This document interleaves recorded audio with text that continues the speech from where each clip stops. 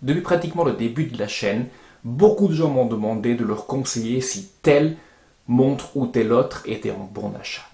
Alors je vous dévoile dans cette vidéo les seules questions à se poser avant d'acheter une montre.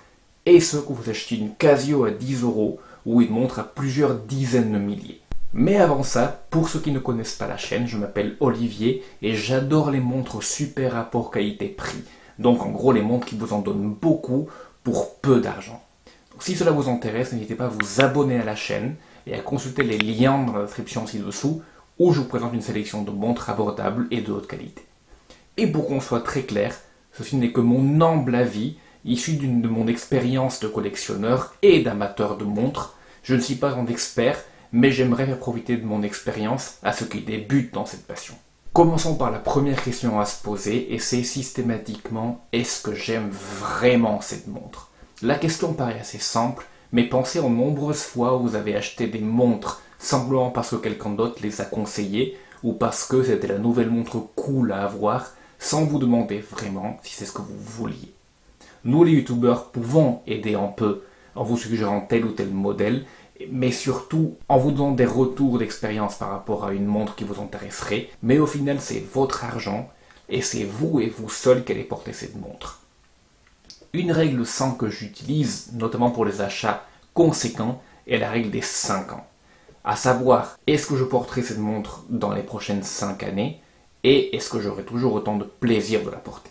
La deuxième règle d'or et la question à vous poser, c'est sachez ce que vous achetez. Et ceci est valable pour la plupart des choses que nous achetons, mais surtout pour les montres, car contrairement à de nombreux articles, les montres peuvent vous accompagner pendant de nombreuses années, voire pendant plusieurs décennies. Nous devons donc connaître la valeur de ce que nous achetons. Et c'est là que les youtubeurs et la presse horlogère peuvent vous être utiles en vous en disant plus sur un modèle qui pourrait vous intéresser.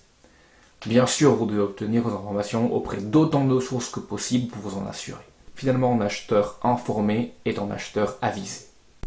L'exemple le plus flagrant pour ne pas tomber dans ce piège sont les fashion watch.